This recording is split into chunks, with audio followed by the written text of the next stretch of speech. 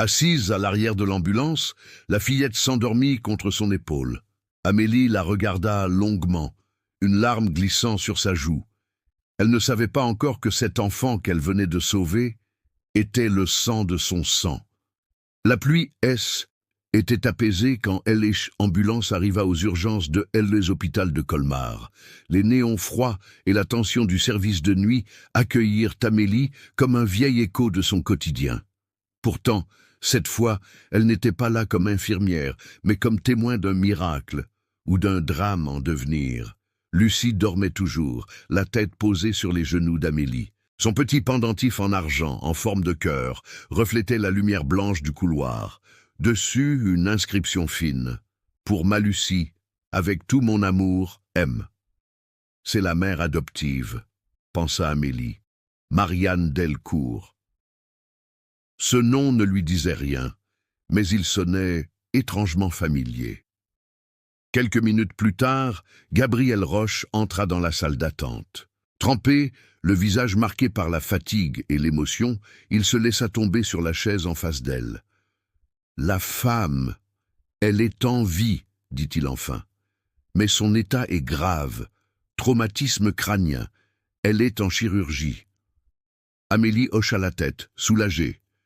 Puis son regard retourna vers la fillette. « Et elle ?» demanda Gabriel.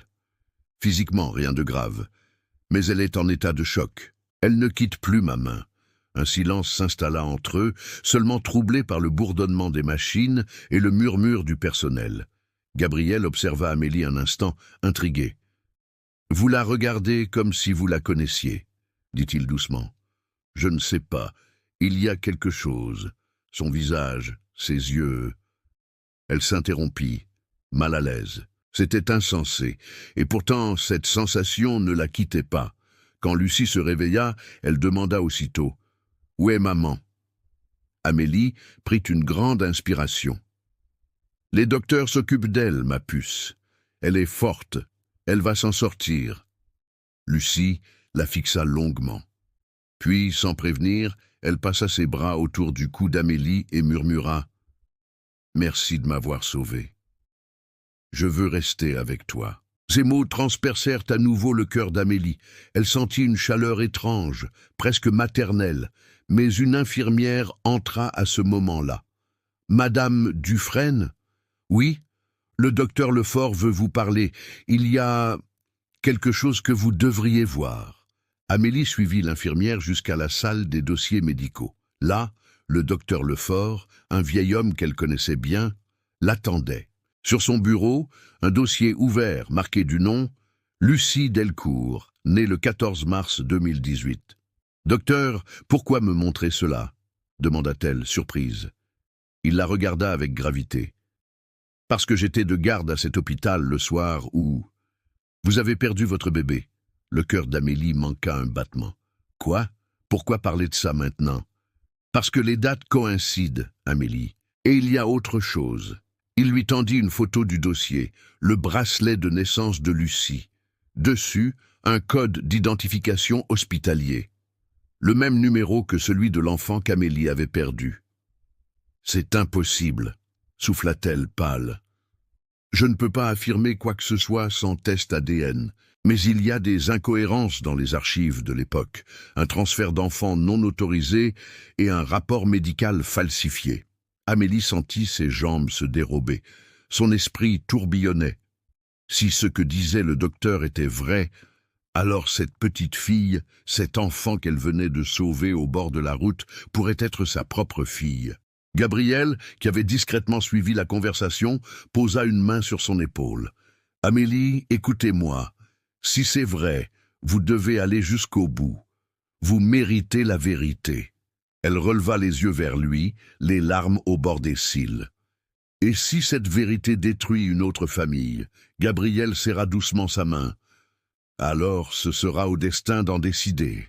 Mais parfois, le destin a simplement besoin d'un peu d'aide. » Amélie regarda à travers la vitre de la salle où Lucie jouait avec un nounours que l'infirmière lui avait donné. Son sourire innocent, sa voix douce, cette lumière qu'elle portait, Tout semblait dire qu'elles étaient liées par quelque chose de bien plus fort que le hasard. Et pour la première fois depuis 7 ans, Amélie sentit une lueur d'espoir renaître en elle, fragile mais réelle. La nuit tomba sur Colmar, mais Amélie ne parvenait pas à fermer l'œil. Les paroles du docteur Lefort tournaient dans sa tête comme un écho impossible à faire taire. Le même numéro d'identification, le même jour, la même heure. Était-ce une coïncidence ou le signe d'un secret enfoui depuis 7 ans? Assise à sa table, une tasse de café froide entre les mains, elle ouvrit un vieux dossier qu'elle gardait au fond un tiroir, celui de la naissance de sa fille disparue. Sur le certificat, un nom qui lui arrachait encore le cœur. Bébé Dufresne, décédé à la naissance. Aucune photo, aucun corps. Juste un document, signé à la hâte, et des excuses confuses du personnel de l'époque. Amélie se souvenait pourtant de ce cri, ce bref cri qu'elle avait entendu avant de s'évanouir, un cri d'enfant vivant. Le lendemain matin, déterminée, elle retourna discrètement à l'hôpital, bien avant le début de son service. Les couloirs étaient silencieux, baignés de lumière grise. Dans le service des archives, elle retrouva le dossier de Lucie Delcourt. Date de naissance, 14 mars 2018. Mère biologique, inconnue. Dossier d'adoption fermé, confidentiel. Mais un détail attira son attention. Dans la section naissance, un code d'hôpital figurait HCF 0321B. Amélie connaissait ce code. C'était celui de la salle d'accouchement où elle-même avait donné naissance, 7 ans plus tôt. « Non, ce n'est pas possible !» murmura-t-elle. À ce moment, une voix résonna derrière elle. « Vous ne devriez pas être ici, Amélie. » Elle se retourna. C'était Marianne Delcourt, élégante même après l'accident, une écharpe couvrant la blessure sur son front. « Madame Delcourt, vous allez mieux ?» balbutia Amélie. « Assez pour venir chercher ma fille.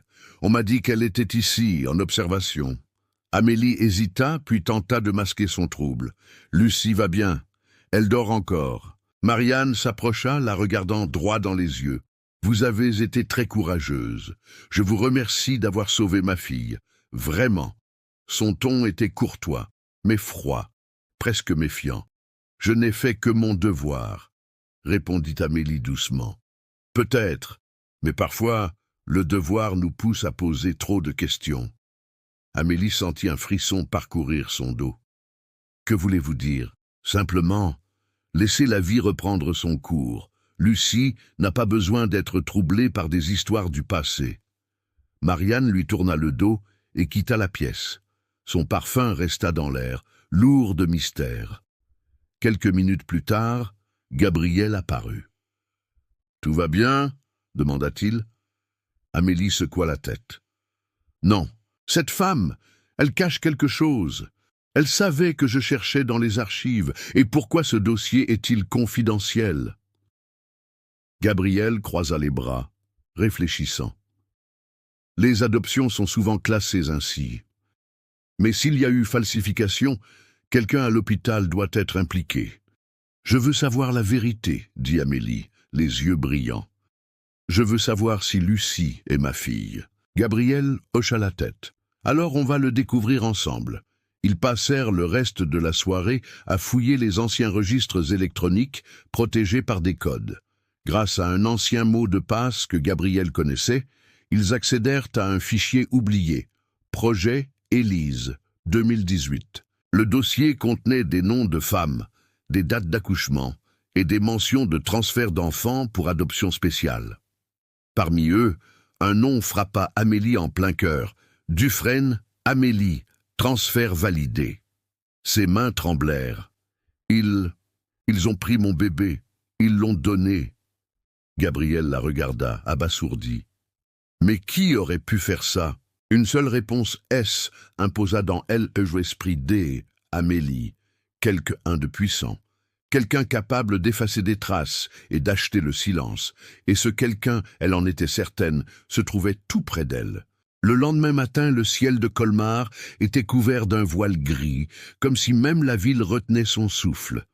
Amélie, le cœur battant, monta lentement les marches menant au bureau du docteur Lefort. Elle n'avait presque pas dormi, hantée par les mots « projet Élise ». Elle devait savoir. Le vieil homme l'attendait, assis derrière son bureau, encombré de dossiers jaunis. Son regard, d'habitude bienveillant, semblait aujourd'hui chargé d'un lourd secret. « Fermez la porte, Amélie », dit-il d'une voix basse. « Il est temps que vous sachiez tout. » Elle obéit, la gorge serrée. « Docteur, ce projet Élise, qu'est-ce que c'est ?» Il soupira longuement, posant ses lunettes sur le bureau. Un programme officieux, créé par un ancien directeur de l'hôpital, avec la complicité de certains médecins. Officiellement, il s'agissait d'aider des couples stériles à adopter discrètement. En réalité, c'était un trafic d'enfants. Amélie resta figée. Un trafic? Oui, les dossiers des mères étaient falsifiés. On déclarait les nouveau-nés morts à la naissance, puis on les réattribuait à des familles aisées, souvent contre d'importantes sommes d'argent. Les mots lui coupèrent le souffle. « Et ma fille ?» Le docteur ferma les yeux un instant. « Vous faisiez partie du projet, sans le savoir. Cette nuit-là, j'étais de garde, mais je n'étais pas au courant de ce qui se tramait. Vous avez perdu connaissance après l'accouchement. Quand vous vous êtes réveillé, on vous a dit que votre bébé n'avait pas survécu. Mais j'ai découvert plus tard que votre enfant avait été transféré. »« Transféré où ?» cria Amélie, la voix brisée. « Dans une clinique privée à Strasbourg. C'est là qu'elle a été remise à un couple qui avait versé une donation importante. Les larmes jaillirent, incontrôlables. « Vous auriez dû me le dire !» Je n'avais pas de preuves, Amélie, et ceux qui dirigeaient ce projet avaient du pouvoir. Certains travaillent encore ici. » Elle se leva brusquement, le regard brûlant. « Je veux un nom. » Le vieil homme hésita, puis sortit une vieille enveloppe scellée. « Tout ce que je sais est là. Mais soyez prudente. Marianne Delcourt n'est pas seulement la mère adoptive de Lucie, elle faisait partie du conseil de cette clinique. Le monde s'écroula autour d'Amélie. « Non. Non, ce n'est pas possible. » Mais au fond d'elle, tout prenait sens. La froideur de Marianne, son regard méfiant, sa volonté d'étouffer toute curiosité. Elle prit l'enveloppe d'une main tremblante. « Merci, docteur. Je saurai quoi en faire. » « Amélie, soyez vigilante. Si vous remuez ce passé, ils essaieront de vous faire taire. » Elle quitta le bureau sans répondre, l'esprit embrasé par la colère et la douleur. Dans le couloir, elle croisa Gabriel, qui l'attendait. Alors, elle lui tendit l'enveloppe. Tout est là. Marianne faisait partie du réseau. Elle a adopté Lucie à travers ce trafic. Gabriel serra les poings. « Il faut prévenir la police. »« Pas encore. Si je vais voir la police maintenant, sans preuve ADN, ils étoufferont l'affaire. Je dois d'abord prouver que Lucie est ma fille. » Gabriel hocha la tête. « Alors on va faire le test. » Discrètement. Amélie se rapprocha de lui, épuisée. « Je n'ai pas peur pour moi, mais si Marianne découvre que je sais, elle fera tout pour m'enlever Lucie à nouveau. » Il la regarda droit dans les yeux. « Alors on la protégera, ensemble. » Dehors, la pluie recommençait à tomber, fine et froide. Amélie serra l'enveloppe contre son cœur. À l'intérieur, il y avait peut-être la clé de la vérité. Mais il y avait aussi quelque chose de plus sombre, la preuve que d'un réseau de mensonges liait son destin à celui de Marianne depuis le premier jour. Et au milieu de tout cela, une enfant innocente, symbole d'un amour perdu et retrouvé, sans encore le savoir. Le vent soufflait fort ce soir-là sur Colmar, emportant les feuilles mortes dans les ruelles pavées. Dans l'appartement d'Amélie, la tension était palpable. Elle tenait entre ses mains une petite trousse blanche, discrète, marquée du logo d'un laboratoire de Strasbourg. « C'est un test ADN maison », expliqua Gabriel, posant un dossier sur la table. « Les résultats seront prêts en 48 heures.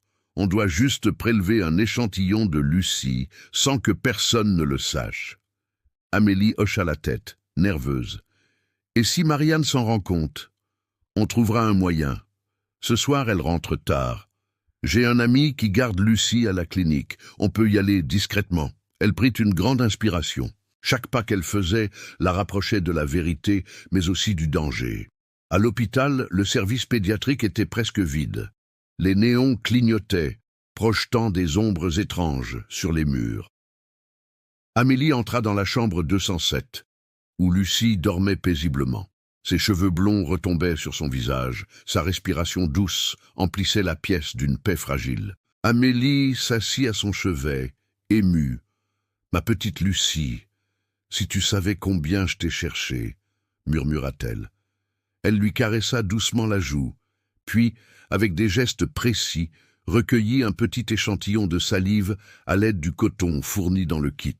Gabriel à la porte surveillait le couloir. « Dépêche-toi, souffla-t-il, quelqu'un arrive. » Elle remit rapidement le coton dans le tube, referma le kit et le glissa dans son sac. Au moment où il sortait, une silhouette apparut au bout du couloir. Marianne Delcourt. « Amélie ?» Le sang d'Amélie se figea. « Madame Delcourt, je venais simplement vérifier les constantes de Lucie. »« À cette heure ?» répliqua Marianne, le ton glacé. « C'est étrange, même pour une infirmière aussi dévouée. » Elle s'approcha, son regard brillant d'un soupçon. « Dites-moi, Amélie, pourquoi ma fille parle-t-elle de vous tout le temps? Elle dit que vous lui rappelez quelqu'un, que vous avez le même parfum que dans ses rêves. » Amélie tenta de garder contenance. « Les enfants ont de l'imagination, madame, et Lucie est très sensible. » Marianne resta silencieuse un instant, puis sourit froidement. « Je vous conseille de ne pas vous attacher à elle. Les enfants ressentent les choses, mais ils oublient vite. » Elle tourna les talons et quitta le couloir. Gabriel sortit de l'ombre, le souffle court. Elle se doute de quelque chose. « Oui, » répondit Amélie.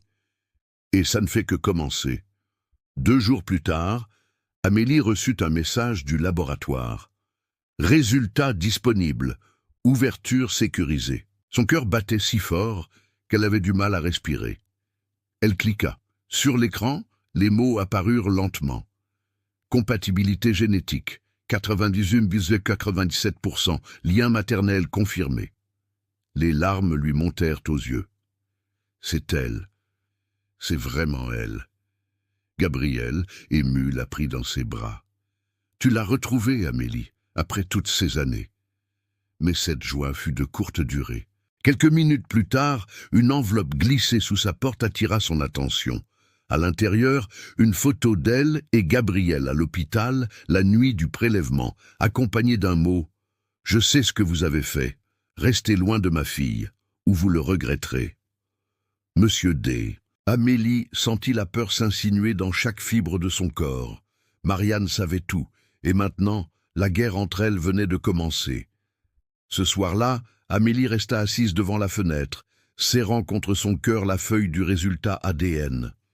Le vent faisait trembler les vitres, et dans la nuit, une promesse silencieuse résonnait. « Je ne te perdrai plus jamais, ma fille. » Mais au fond d'elle, elle savait que pour garder Lucie, il faudrait affronter Marianne, et les ténèbres d'un passé bien plus dangereux qu'elle ne l'imaginait. Le lendemain matin, le ciel de Colmar semblait étouffant, comme si la ville entière retenait sa respiration. Amélie, encore secouée par la menace anonyme, serrait le résultat du test ADN entre ses doigts tremblants. Ce papier prouvait la vérité, mais il pouvait aussi la condamner. Un coup à la porte retentit. Quand elle ouvrit, son cœur se serra. Marianne Delcourt se tenait là, vêtue d'un manteau noir impeccable, ses yeux aussi froids que l'acier. « Nous devons parler, » dit-elle calmement. Sans attendre d'invitation, Marianne entra et observa la pièce, comme si elle évaluait chaque détail. « Je vois que vous aimez le silence, Amélie. Pourtant, vous semblez avoir beaucoup de choses à dire. » Amélie tenta de garder contenance. « Que voulez-vous ? La vérité, ou plutôt éviter qu'elle ne sorte. » Elle posa sur la table une série de photos. Amélie à l'hôpital, Amélie et Gabriel dans le couloir, Amélie avec Lucie endormie dans ses bras. « Vous croyez que je ne vous ai pas vu ? Vous croyez que je ne comprends pas ce que vous cherchez ?» Amélie resta immobile, mais ses yeux trahissaient sa peur. « Je voulais seulement savoir la vérité. »« La vérité ?» répéta Marianne avec un rire sans joie. « La vérité détruit tout, des familles, des réputations, des vies entières. Cet enfant m'appartient légalement, et je ne laisserai personne me la prendre. Amélie sentit une colère sourde monter en elle. Lucie n'est pas un objet, ni un trophée. Elle est mon sang, Marianne. Vous le savez maintenant. Marianne s'approcha, son visage à quelques centimètres du sien. Et si je disais à la police que vous avez falsifié des documents médicaux, que vous avez volé des données confidentielles, vous perdriez votre emploi et votre crédibilité. Qui croirait une infirmière brisée contre une femme de pouvoir comme moi? Un silence pesant tomba. Marianne recula légèrement, un sourire glacial aux lèvres. Je ne veux pas vous faire de mal, Amélie, mais je protégerai ma fille, même contre vous. Si vous m'obéissez, je peux faire disparaître ces photos.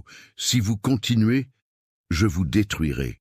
Elle tourna les talons et quitta l'appartement, laissant derrière elle un parfum de menace et de chagrin. Quelques heures plus tard, Gabriel arriva.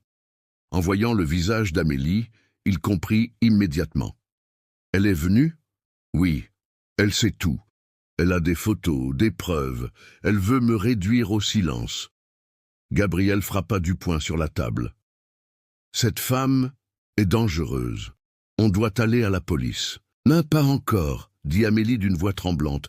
Je ne veux pas que Lucie soit mêlée à ça, pas avant que je sois sûre qu'elle soit en sécurité. Et si elle s'en prend à toi, alors je me battrai. Le soir même, Amélie se rendit discrètement à l'hôpital. Elle voulait voir Lucie juste quelques minutes. Mais en arrivant devant la chambre, elle la trouva vide. Le lit était fait, les jouets rangés. Une infirmière lui dit « Madame Delcourt est venue cet après-midi. Elle a demandé le transfert de sa fille dans une clinique privée à Strasbourg. Elle a signé les papiers. » Amélie sentit le sol se dérober sous ses pieds. « Quand ?»« Il y a 1 heure. Elles sont déjà parties. » Le monde s'effondra autour d'elle. Marianne avait frappé la première. Plus tard, assise seule dans sa voiture, Amélie fixait la route qui menait à Strasbourg. Son cœur battait à tout rompre. « Tu peux courir, Marianne, » murmura-t-elle, les yeux humides. « Mais tu ne m'enlèveras plus jamais ma fille. » Elle démarra, les phares déchirant la nuit. La guerre venait de commencer, et cette fois, Amélie n'avait plus rien à perdre. Amélie Dufresne, femme de 33 ans, d'une beauté éclatante, aux cheveux châtain-noisette légèrement ondulés tombant sur les épaules, à la peau claire et au regard doux. Son visage harmonieux aux traits délicats et féminins respire la tendresse. Elle porte des robes élégantes dans des tons pastels et une blouse blanche qui souligne sa sérénité. Lucie Delcourt, fillette de 6 ans, pleine de charme, aux cheveux blonds clairs et lisses avec une petite frange, aux yeux bleus étincelants et à la peau rosée. Son visage angélique et son sourire contagieux illuminent tout autour d'elle.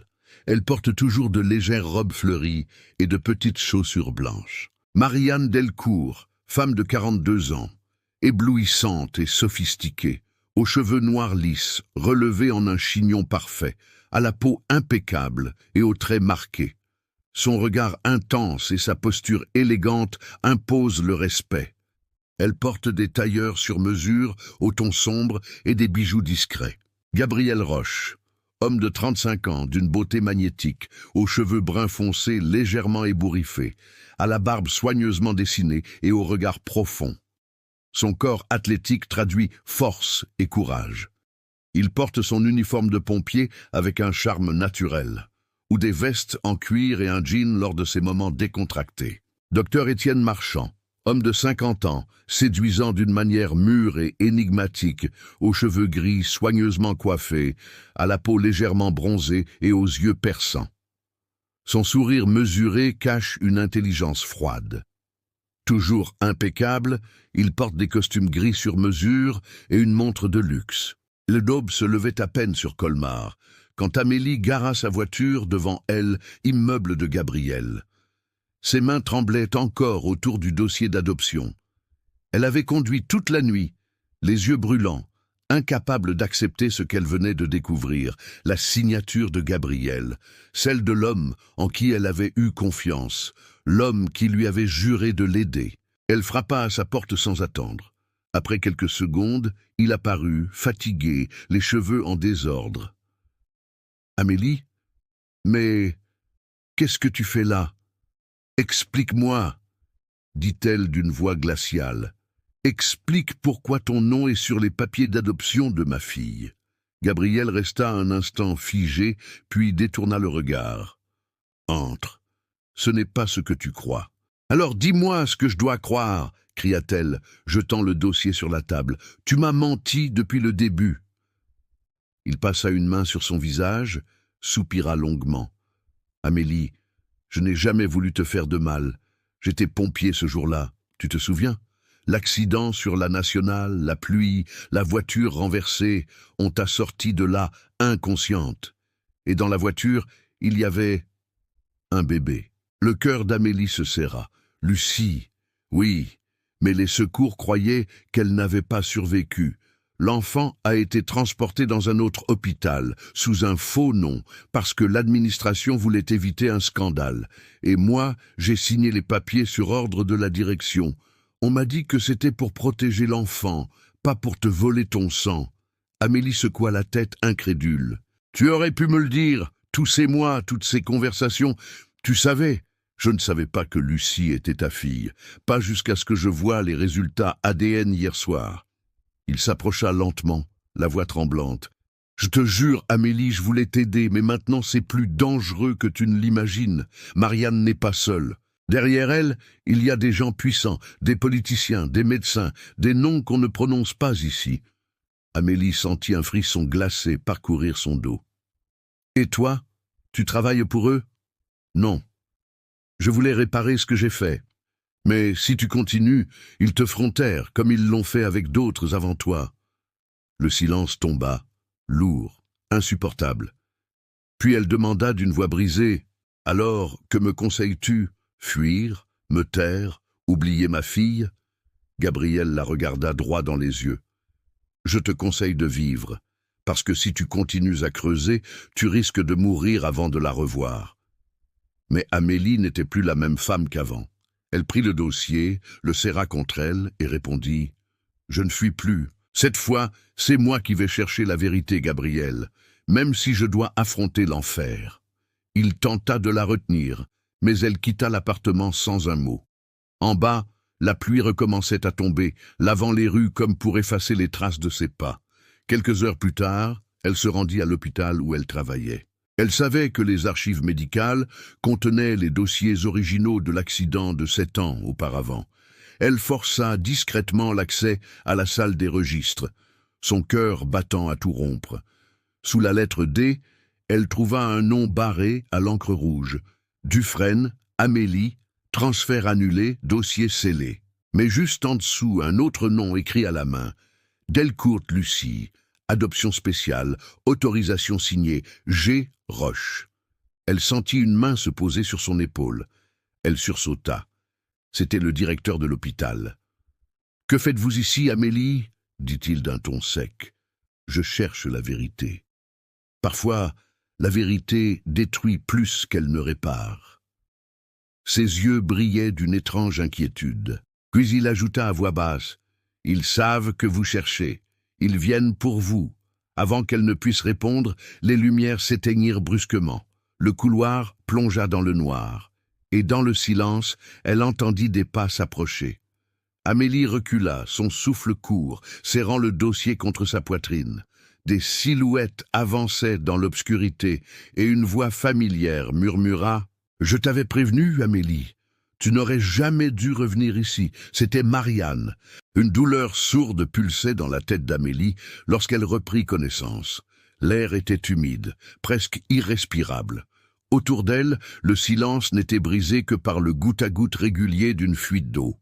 Elle tenta de bouger, mais ses poignets étaient attachés à une chaise, ses mains glacées par le métal.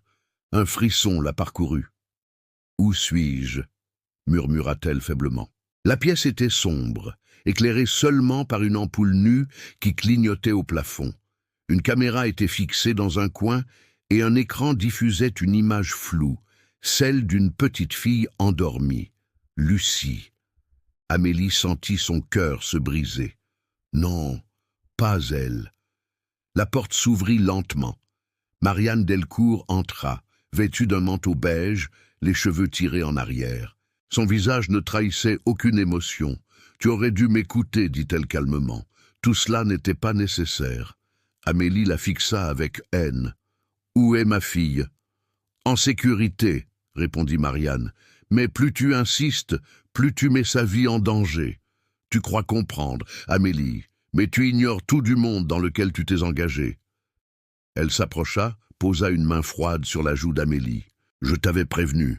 Certains secrets doivent rester enfouis. Cette histoire ne concerne pas seulement une adoption.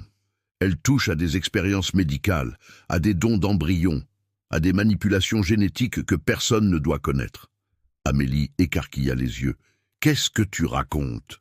Lucie n'est pas née comme les autres. Elle est le résultat d'un projet financé par des investisseurs puissants, un programme destiné à perfectionner l'humain. Tu étais la mère porteuse choisie, sans le savoir. Le monde d'Amélie s'effondra. C'est impossible. Tu mens. »« Tu crois vraiment que ton dossier d'hôpital a été effacé par hasard ?» répliqua Marianne. « Tu as servi de cobaye, Amélie. Et moi, j'ai été chargée de protéger le résultat. » Elle sortit une clé USB de sa poche et la fit tourner entre ses doigts. « Tout est ici, les contrats, les signatures, les vidéos. Si ces données sortent, beaucoup d'hommes tomberont. Et ils ne reculeront devant rien pour t'empêcher de parler. » Amélie ferma les yeux, le souffle court. « Alors pourquoi me garder en vie ?» Marianne la regarda longuement puis murmura « Parce que malgré tout, je t'admire. Tu es la seule à avoir aimé Lucie sans condition, et peut-être que j'ai besoin de toi maintenant. » Les heures passèrent. Dans un moment d'inattention, Amélie parvint à libérer une de ses mains.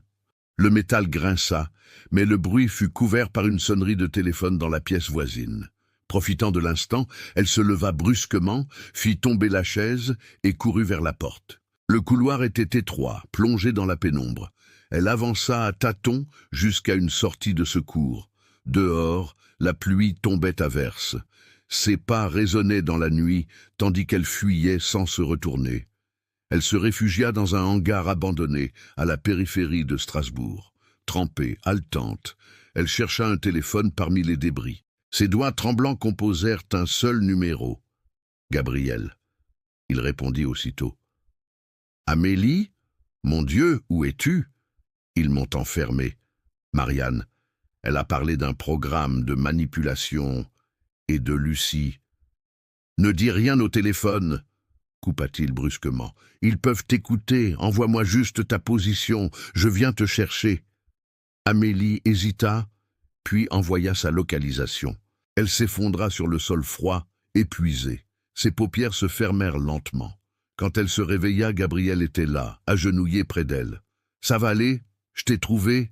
Mais en relevant la tête, elle remarqua une voiture noire garée à quelques mètres, moteur encore allumé. « Gabriel, tu n'es pas venu seul, n'est-ce pas ?» murmura-t-elle. Il détourna le regard, incapable de répondre. Alors, Amélie comprit que sa fuite venait de se transformer en piège. Le grondement du moteur résonnait dans la nuit. La pluie battait contre la tôle du hangar, et le visage d'Amélie se figea lorsque elle aperçut la silhouette sombre dans la voiture noire. « Gabriel, dis-moi que ce n'est pas ce que je pense, » murmura-t-elle, la voix brisée. Il resta silencieux, les yeux fuyants. « Tu m'as trahi ? Non, pas comme tu crois, » répondit-il doucement. « Je t'ai suivi, oui, mais c'était pour te protéger. Ces hommes ne sont pas seulement puissants, ils sont capables de tout. Si je ne collaborais pas, ils t'auraient déjà fait disparaître. » Amélie fit un pas en arrière, son regard dur. « Collaborer ? Tu veux dire que tu travailles pour eux depuis le début ?»« Pas depuis le début, après l'accident. » Il baissa les yeux honteux. Ils m'ont approché. Ils savaient que j'étais le premier sur les lieux, que j'avais trouvé le bébé vivant. Ils m'ont promis que la petite serait sauvée, adoptée légalement, si je signais leurs papiers. Et quand j'ai refusé, ils ont menacé ma famille. Amélie sentit les larmes lui monter aux yeux. Et depuis, tu mens. Tu mens à tout le monde, même à moi. Je t'aime, Amélie, dit-il d'une voix tremblante. Je t'aime depuis le jour où je t'ai tiré de cette voiture. Mais je n'ai jamais su comment réparer ce que j'avais fait. Elle secoua la tête, incapable d'y croire. Tu as volé ma fille, Gabriel. Tu as volé ma vie. » Un silence glaçant tomba. Derrière eux, la portière de la voiture noire s'ouvrit lentement. Deux hommes en costume en sortirent, leurs visages cachés sous des chapeaux sombres. L'un d'eux parla d'une voix grave. « Monsieur Roche, vous savez ce qu'il vous reste à faire. » Gabriel se raidit. Amélie comprit soudain. Il devait la livrer. Elle recula, le cœur battant à tout rompre. « Non, Gabriel, ne fais pas ça. »« Cours, » murmura-t-il soudain. « Cours, maintenant. » Sans réfléchir, Amélie s'élança dans la nuit. Les hommes dégainèrent leurs armes, mais Gabriel se jeta sur eux, criant « Allez, sauve-toi !» Des coups de feu retentirent. Amélie trébucha, courut à travers la pluie, ses pieds glissant sur le bitume. Derrière elle, des cris, des pas, puis le silence. Elle atteignit une petite gare abandonnée. Le souffle court, elle s'abrita sous un abri rouillé. Ses mains tremblaient lorsque elle sortit la clé USB que Marianne avait laissée tomber lors de sa fuite. Elle la glissa dans son téléphone, priant pour qu'il fonctionne encore. Un écran s'alluma. Des fichiers apparurent. Projet Lucie, génome alpha. Des vidéos montraient des laboratoires, des bébés dans des incubateurs, des médecins discutant de séquences d'ADN améliorées. Amélie sentit la nausée la submerger. Mon Dieu, qu'ont-ils fait à mon enfant? Soudain, une ombre se découpa derrière elle. Elle se retourna brusquement. Gabriel, blessé, s'appuyait contre un poteau, le visage couvert de sang. « Je n'ai pas eu le choix, » murmura-t-il. « Mais j'ai pris la clé de la vérité. Ils croient que tu es morte. Fuis, tant qu'il en est encore temps. » Elle s'approcha, le soutint dans ses bras. « Non, tu ne vas pas mourir, pas maintenant. Promets-moi une chose, » dit-il en serrant sa main. « Protège Lucie. Peu importe la vérité. Peu importe les monstres derrière tout ça. Protège-la. » Ses yeux se fermèrent lentement, un dernier souffle s'échappant de ses lèvres. Amélie resta immobile, la pluie se mêlant à ses larmes.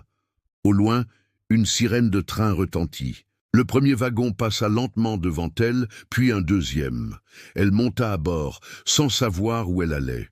Tout ce qu'elle savait, c'est qu'elle devait sauver sa fille et exposer le mensonge. Alors que le train s'enfonçait dans la nuit, Amélie regarda la clé USB dans sa main. Une dernière vidéo venait de se lancer automatiquement. Et sur l'écran, le visage de Marianne, plus jeune, portant une blouse blanche, prononçait ces mots « Expérience numéro 1, réussie. L'enfant portera le nom de Lucie. Sujet génétique, Amélie Dufresne. » Le train roulait à travers la campagne endormie. Le vent sifflait entre les wagons et la pluie frappait les vitres comme une prière désespérée. Amélie, assise dans un coin, tenait la clé USB contre son cœur. Les mots de Gabriel résonnaient encore dans sa tête. « Protège Lucie, quoi qu'il arrive. » Elle ouvrit à nouveau les fichiers. L'écran de son téléphone faiblement éclairé révélait un dossier principal. Projet Luxe, expérimentation 07. Elle hésita, puis appuya sur lecture. Une vidéo s'afficha. On y voyait une salle blanche, stérile, baignée d'une lumière artificielle. Une femme en blouse parlait devant la caméra. Son visage plus jeune mais reconnaissable, Marianne Delcourt. Jour 145, sujet porteur, Amélie Dufresne. Ovocyte combiné à séquence modifiée selon protocole LUX. Résultat, embryon stable. Délai de gestation confirmé. Amélie sentit son sang se glacer. Mon Dieu, ils m'ont utilisé. Les vidéos suivantes montraient des enregistrements d'hôpitaux, de salles de naissance secrètes, de nourrissons testés pour résistance cellulaire et capacité cognitive accélérée. Puis, un dernier clip s'afficha. Une voix masculine disait « Le spécimen 07 sera transféré sous le nom de Lucie Delcourt, adoption sous couverture médicale. Marianne, assurez-vous que la mère biologique ne découvre jamais la vérité. » Amélie posa la main sur sa bouche pour étouffer un cri. Tout était clair maintenant. Elle n'avait jamais perdu son enfant dans un accident. On le lui avait arraché avant même sa naissance. Le train s'arrêta brusquement dans une petite gare déserte. L'annonce indiquait « Prochaine destination, Paris ». Amélie décida de descendre. Elle devait trouver quelqu'un capable de décrypter le reste des fichiers.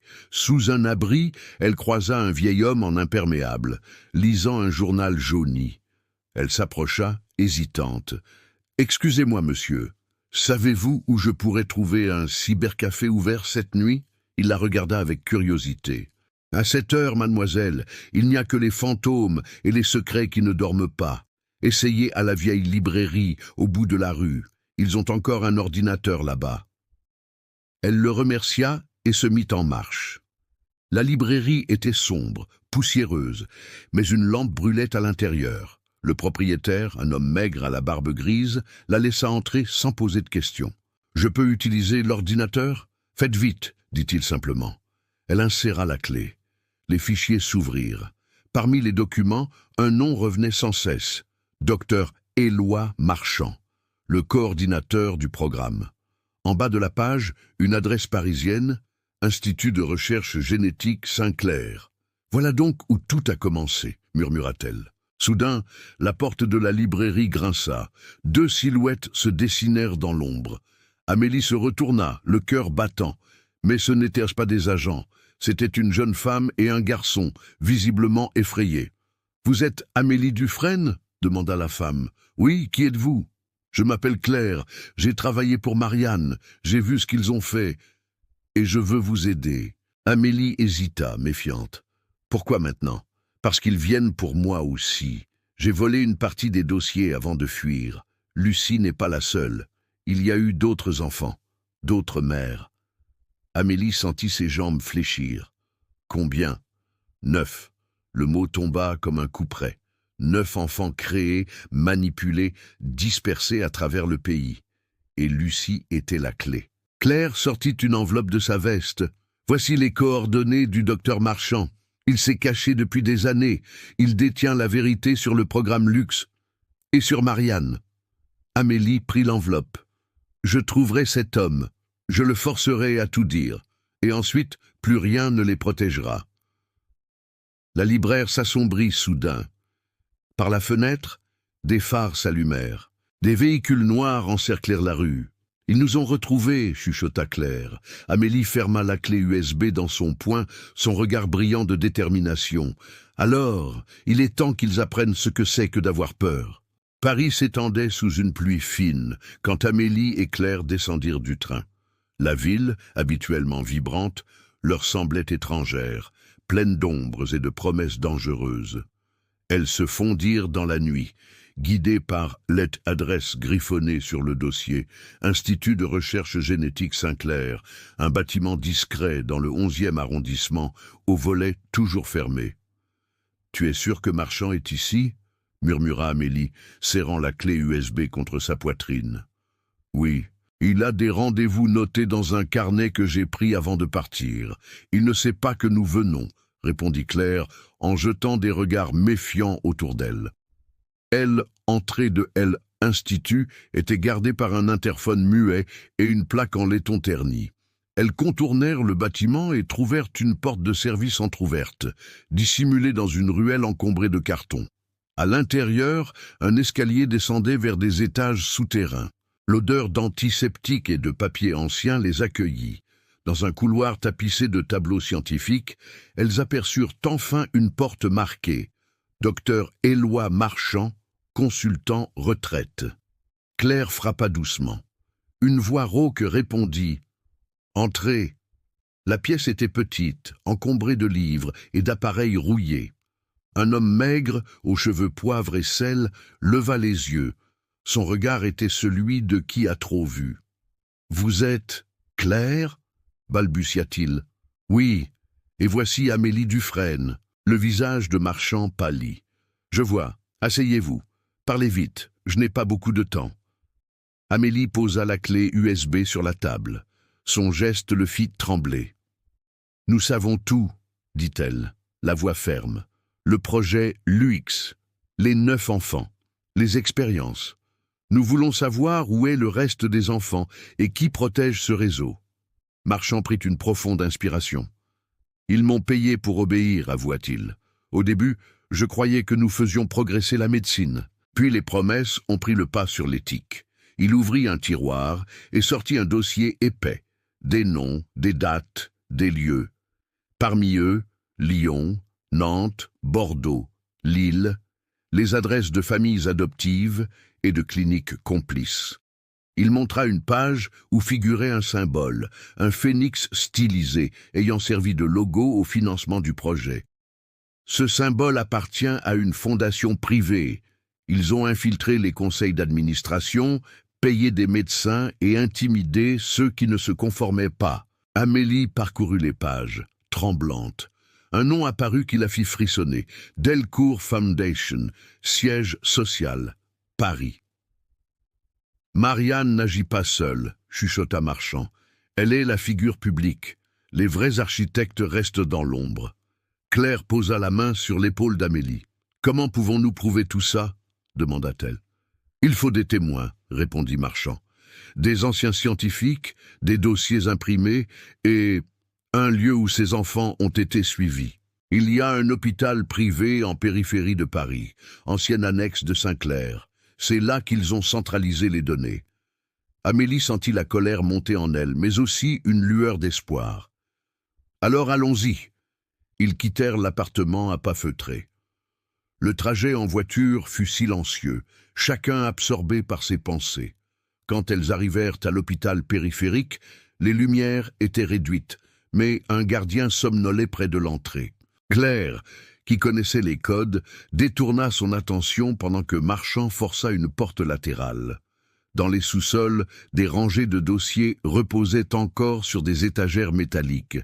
Amélie trouva des fiches portant les numéros d'identification des 9 sujets. À côté de chaque fiche, des comptes rendus médicaux, des tests de développement, des courbes de croissance, autant de preuves tangibles. « Regarde », souffla Claire. « Ici, un suivi jusqu'à l'âge de 5 ans. Là, une interruption soudaine après 2019. » Amélie prit des photos avec son téléphone, accélérant le rythme du cœur. Mais alors qu'elles entreprenaient d'emporter des documents, un bruit de pas les figea. Des lampes torches pivotèrent, révélant plusieurs silhouettes. Des hommes en costume, silencieux et professionnels, entourèrent le trio. Une voix, nette et glaciale, résonna dans le couloir. « Docteur Marchand, on ne s'attendait pas à ce que vous reveniez si vite. » La même voiture noire qui avait poursuivi Amélie réapparut dans le hall, phare braqué. Une femme élégante descendit, son manteau battant au vent. Marianne. Derrière elle, un homme au visage dur, que Marchand reconnut aussitôt, le directeur financier de la Delcourt Foundation. « Vous avez été imprudente, » dit Marianne en s'avançant, un sourire contrôlé aux lèvres. « Et vous, Marchand, vous avez de la nostalgie, visiblement. » Amélie sentit la peur la saisir, mais au fond d'elle, une détermination rugit. Elle sortit son téléphone et déclara d'une voix haute « Tout ceci sera rendu public, j'ai des copies, les gens sauront. » Marianne rit doucement. « Croyez-vous vraiment que vous pouvez nous arrêter avec un téléphone et quelques vieux papiers ?» Marchand, soudain, eut un geste que personne n'attendait. Il appuya sur un bouton sous la table. Une alarme stridente se déclencha. Les hommes masqués se figèrent, surpris. Marchand avait prévu une échappatoire. « Fuyez, murmura-t-il. Je vous couvre. » Alors que la sirène hurla et que le chaos commençait, Amélie attrapa la main de Claire et courut. Derrière elle, des pas précipités. Au dehors, la pluie martelait les pavés. Mais au moment où elles franchirent la porte, une silhouette se dressa devant elles. Gabriel, haletant, blessé, un regard déterminé. Il pointa le sol et à côté de sa botte, quelque chose brillait. Une clé, la même clé que Marianne avait autrefois utilisée pour verrouiller des vérités. « Prends-la, » dit-il d'une voix rauque. « C'est la preuve finale. Sans elle, on ne pourra jamais ouvrir le coffre des archives centrales. » Amélie regarda la clé, puis Gabriel. Une question brûlait en elle, plus urgente que toute autre. Pouvait-elle de nouveau faire confiance à l'homme qui lui avait menti? Le tonnerre gronda au-dessus d'eux, et la pluie sembla chanter une promesse de bataille.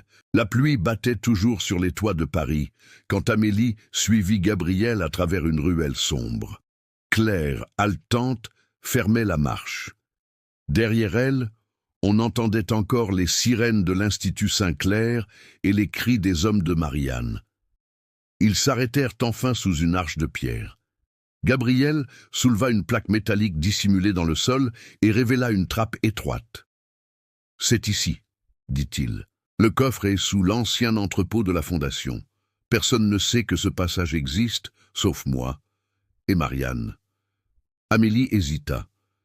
« Tu disais ça aussi pour d'autres secrets, » répondit-elle d'un ton froid. Gabriel baissa les yeux. « Je sais, j'ai menti. Mais pas cette fois. Si tu veux comprendre tout ce qu'ils t'ont fait, tu dois me faire confiance encore une dernière fois. » Un long silence suivit. Puis Amélie inspira profondément et hocha la tête. Ils descendirent un escalier de pierre jusqu'à une porte blindée. Au centre, un petit panneau numérique demandait un code. Gabriel inséra la clé argentée dans une fente et un déclic retentit. La porte s'ouvrit lentement, dévoilant une salle froide, éclairée par des néons vacillants. Au fond, trônait un coffre en acier massif marqué du sceau de la Delcourt Foundation, un phénix gravé dans le métal. Claire s'approcha avec crainte. « C'est ici que tout est enfermé ?»« Oui, » répondit Gabriel. « Tous les documents originaux, les vidéos, les rapports médicaux. Marianne garde toujours une copie de tout pour se protéger elle-même. » Amélie glissa la clé dans la serrure du coffre. Un second déclic se fit entendre. Le couvercle se souleva lentement, libérant une odeur de poussière et d'encre ancienne. À l'intérieur, des piles de dossiers soigneusement classés. Projet LUX, phase finale, transfert d'adoption, financement confidentiel.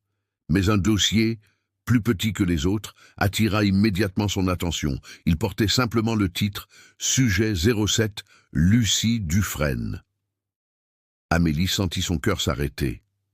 Elle ouvrit le dossier. À l'intérieur, une photo d'un nouveau-né puis une fiche médicale. En bas, une signature « Mère biologique Amélie Dufresne ». Les larmes lui montèrent aux yeux. C'est bien elle, c'est ma fille. Claire, bouleversée, posa une main sur son épaule.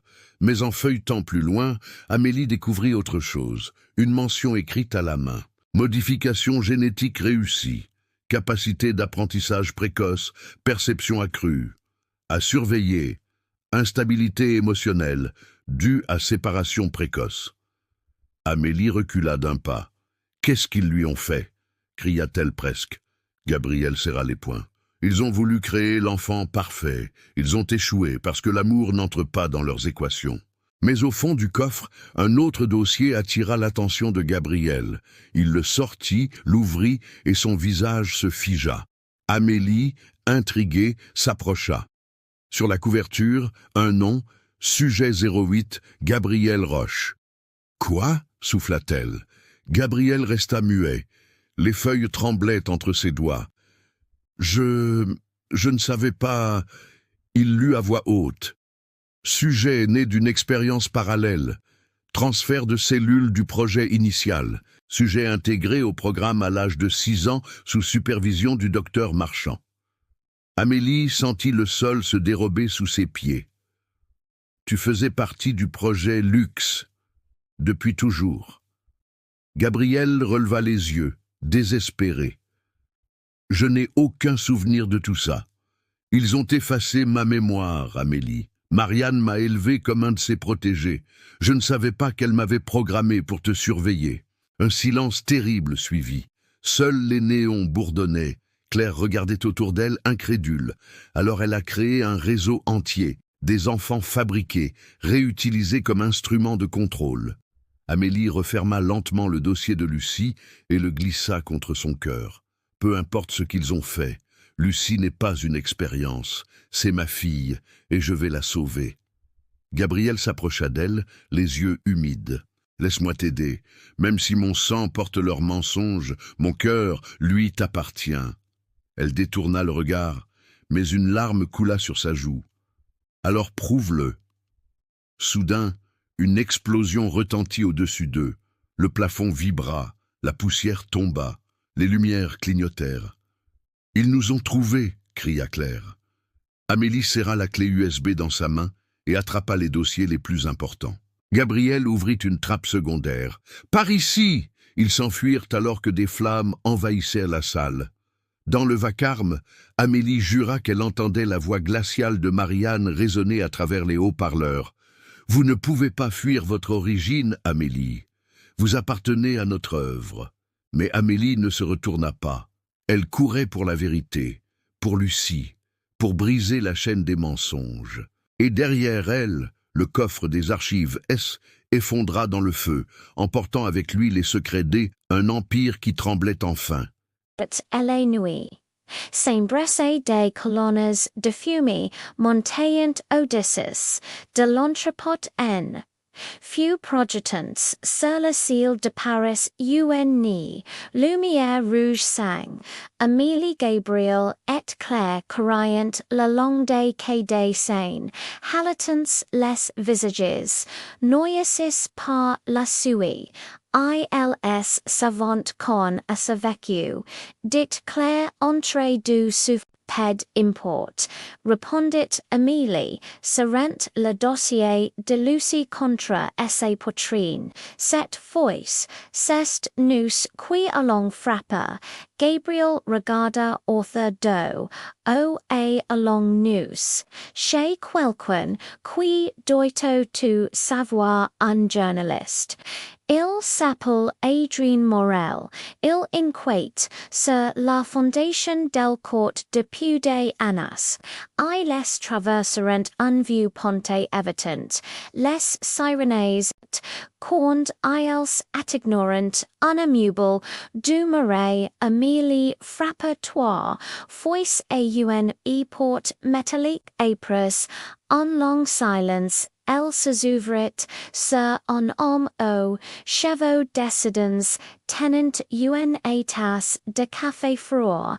Amélie Dufresne, demanda-t-il, incrédule, j'y croyais, que vous étiez morte, puis encore, mais si vous m'écoutez, quelqu'un d'autre via Moria, à ma place.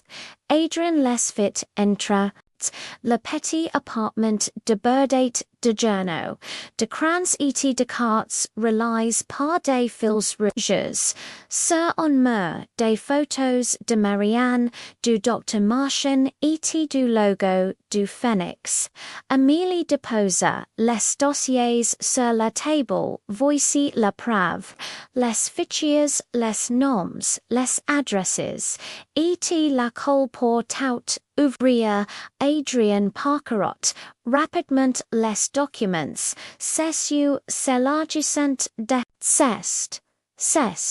Monstrosies experiences violent toutes les lois internationales, alors publiés les ditels, C.E. Sawyer, G.L.I. 4, mais ils vont wasguer vous savez que, Marianne et encore des allies au gouvernement, Amélie Hocher Latit, Kiel, Viennet, J. Daisy Tout, Perdue O.N.E. Foyce, plus jamais, pendant C.E. Thames, dans UNA Tour, Vitry dominant Paris, Marianne observate la ville, UNA coupe, des champagne à la main.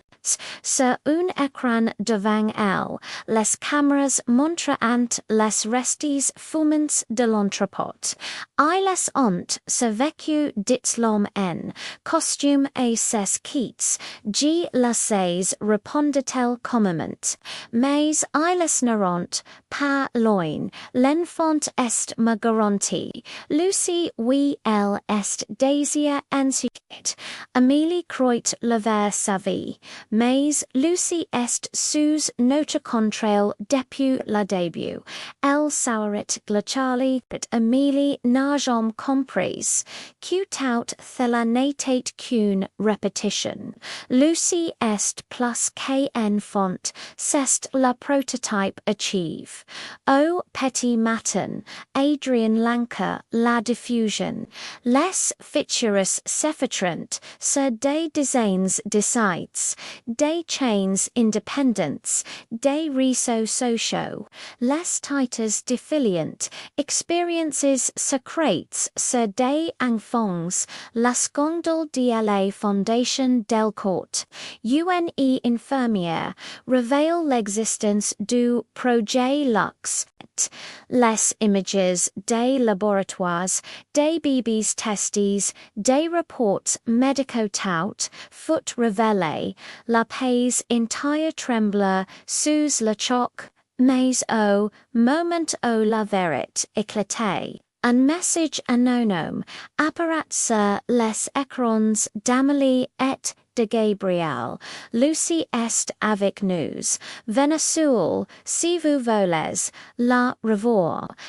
Amélie sentit le monde s'effondrer sous ses pieds. Nan iles ni peuvent pas. Gabriel tenta de la retenir. C'est un piège. C'est ma fille, Gabriel, cria-t-il, les larmes dois, y orla, Claire posa la main sur son bras, si tu y vas seul, ilst de truant, mais si nous y allons ensemble, c'est au qui tomberont.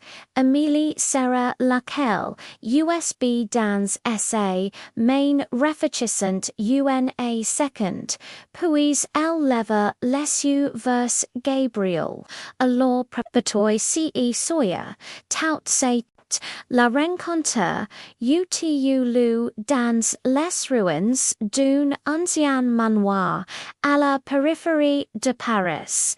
Les couloirs étaient silencieux, éclairés par des torches vacillantes. Marianne attendait, vêtue de noir, Lucie endormie dans ses bras. Tu vas Amélie, dit-elle d'une voix douce. Je t'avais promis qu'à Dieu tu la reverrais rends l'amour, supplia Amélie, vaincante d'une part. Tu n'y comprends toujours pas. Elle n'y t'appartient plus. Lst l'avenir, le héritage de notre gouvernement.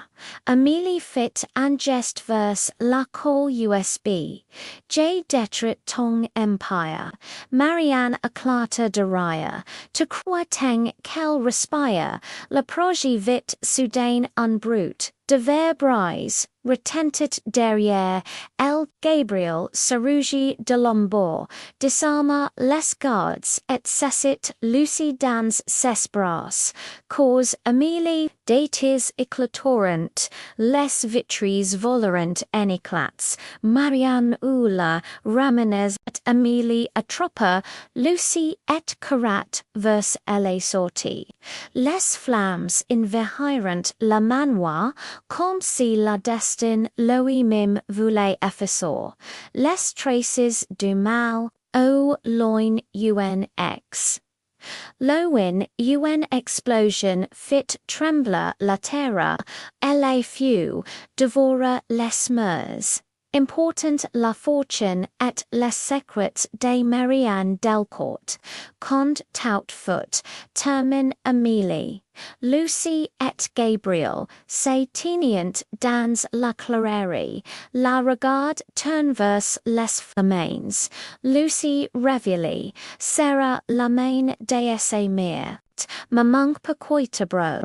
Parce que parfois, ma chérie, il faut que la fut purifie le monde. Et dans la rafle des flammes Amélie, sat que plus rien n'y serait jamais comme avant. La bête lentement sur la campagne francaise. April. La nuit de feu, la ciel avait retrouve une clarté fragile, comme si la terre elle-même respira à nouveau. Amélie marchait pieds nus dans le herbe humide, tenant la main de Lucie derrière.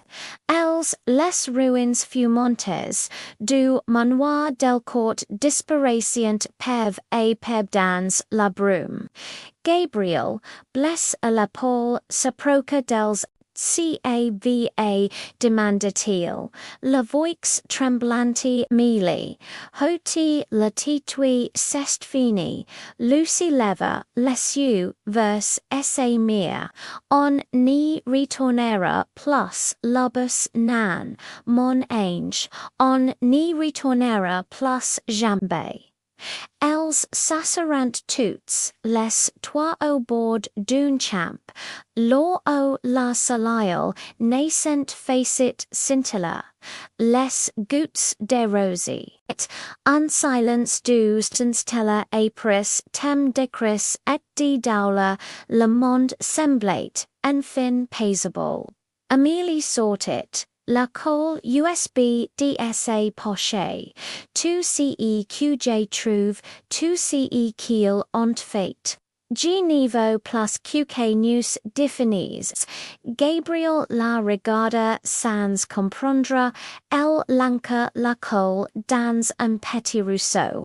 La méthode disparut. Dans l'eau claire, fin de l'estrie, il esquissa ensuite, te is libre maintenant nan, répondit-il and caressant les chevaux de Lucie.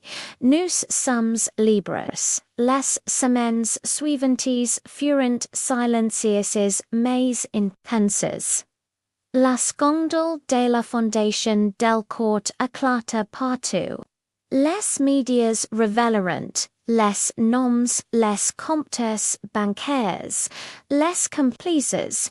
Marianne Blessy, lors de l'explosion, fut arrêtée à la capitale, incapable de nier ses mots prononcés devant les caméras glaçant la France entière.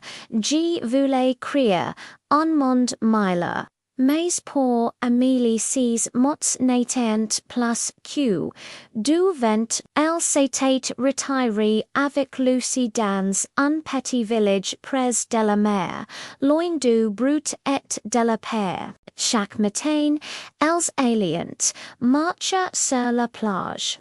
Lucie ramassat des coquillages, qu'elle rangeait dans une boat, qu'elle appelait la boat des souvenirs. Huru Anjura alors qu'elle observient les vagues Lafayette demanda maman est-ce les gens mauvais disparaissent vraiment. Amélie sour tristement, nan ma chérie, las ni disparaissent pas. Mais, quand on choisit d'aimer, le pouvoir s'estient, Lucie hacha la tête et serra, plus fort la main d'essa mère.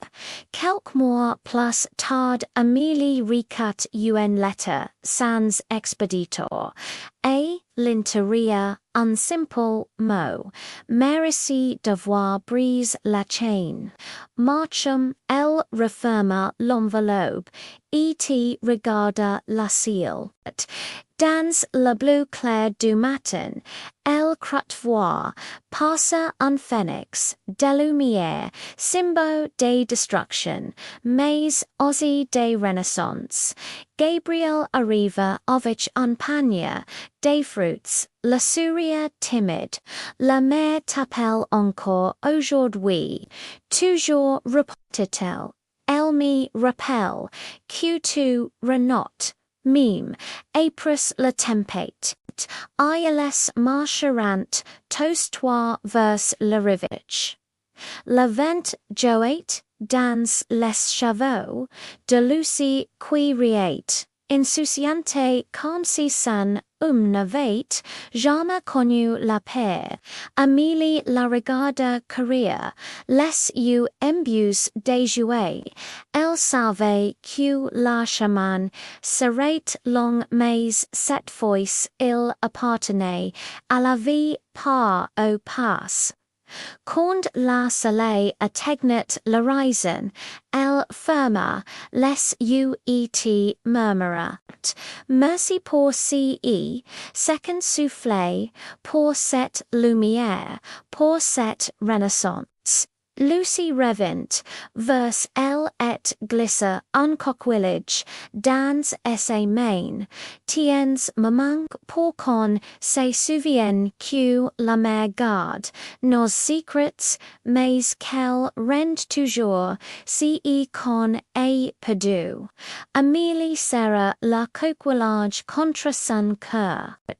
Et tandis que la vent portait leurs rayons vers l'infini, elle sat quelle histoire d'Amélie Dufresne, et sa fille Lucy venait enfin de trouver, sap over sap.